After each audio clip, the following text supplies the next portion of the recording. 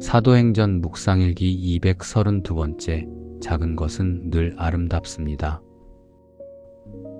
사도행전 17장 32절에서 34절 말씀.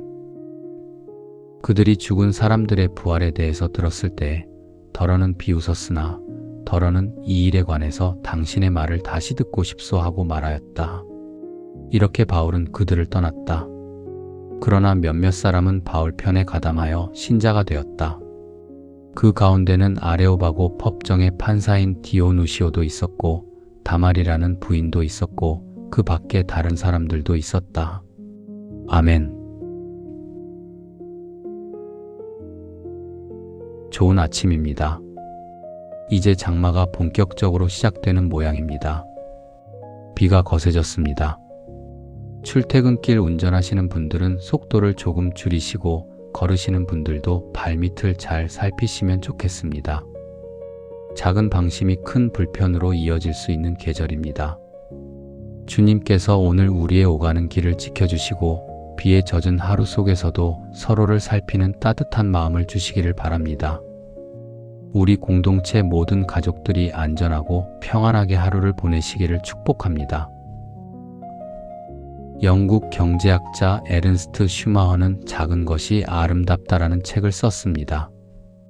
그는 큰 성장과 큰 효율만을 추구하는 경제를 비판하면서 경제가 사람을 위해 있어야 하는데 어느 순간 사람이 경제를 위해 존재하는 것처럼 되어버렸다고 질타했습니다. 그의 문제의식은 단순하지만 깊습니다. 큰 것이 늘 좋은 것은 아니라는 거죠. 작은 것이 늘 초라한 것도 아니라는 겁니다. 건강한 세계는 작은 인간의 존엄을 소중히 여기는 데서 시작된다고 말하는 거죠. 오늘 본문도 우리에게 비슷한 진리를 보여줍니다. 바울은 아테네에서 혼신을 다해 복음을 전했습니다. 아테네는 새로운 사상과 토론을 즐기는 사람들이 모인 곳이었습니다.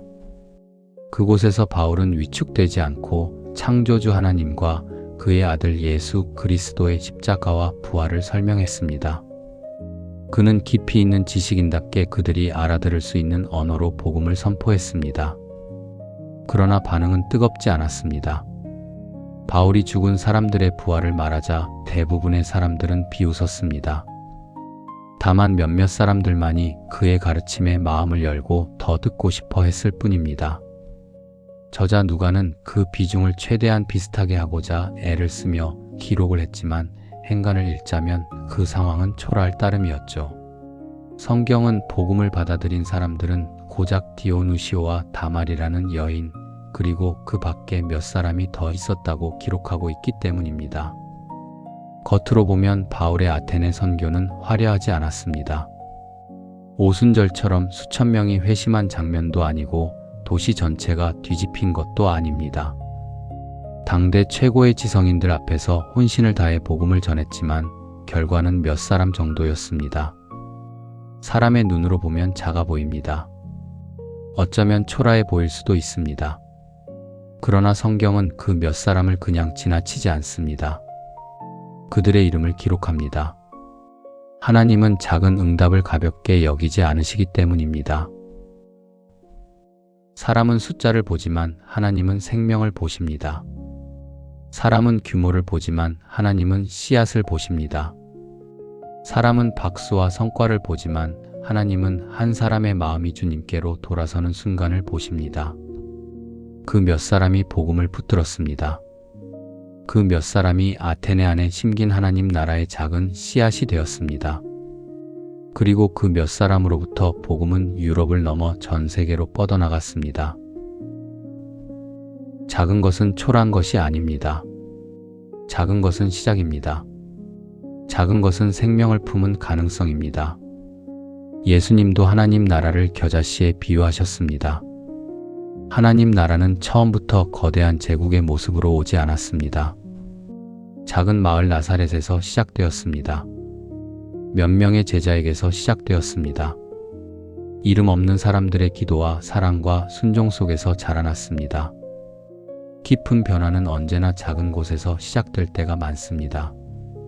우리도 자주 자신을 작게 봅니다. 나 하나가 뭘 할 수 있을까? 생각합니다. 내 믿음은 작고 내 기도도 작고 내 사랑도 작아 보입니다. 내 말 한마디가 무슨 힘이 있을까 싶습니다. 내 작은 친절이 세상을 바꿀 수 있을까 싶죠. 그러나 하나님은 작은 나를 사용하시기 원하십니다. 작은 기도, 작은 정직, 작은 용서, 작은 순종, 그것이 하나님 손에 붙들리면 생명의 시작이 됩니다. 큰 사람이 되어야만 의미 있는 것은 아닙니다. 큰 일을 해야만 귀한 것도 아닙니다. 오늘 한 사람에게 살리는 말을 하는 것, 오늘 한번 정직하게 선택하는 것, 오늘 작은 기도를 드리는 것, 오늘 작은 친절을 베푸는 것, 그것이 하나님 나라의 씨앗입니다. 작은 사랑이 쌓여 관계를 바꿉니다. 작은 정직이 쌓여 신뢰를 만듭니다. 작은 기도가 쌓여 영혼을 붙듭니다. 작은 순종이 쌓여 삶의 방향을 바꿉니다. 그러니 작다고 나를 미워하지 마십시오. 초라하다고 나를 몰아치지 마십시오. 오히려 아무 영향력 없어 보이는 나를 축복하십시오. 하나님은 작은 것을 통해 당신의 일을 시작하시기 때문입니다. 바울의 아테네 선교는 작아 보였지만 하나님은 그 작은 응답을 기록하셨습니다. 오늘 우리의 작은 믿음도 주님은 보십니다. 작은 것은 늘 아름답습니다. 그 안에 하나님 나라의 씨앗이 있기 때문입니다. 오늘도 작은 기도와 작은 사랑과 작은 순종으로 하루를 아름답게 살아가시기를 축복합니다.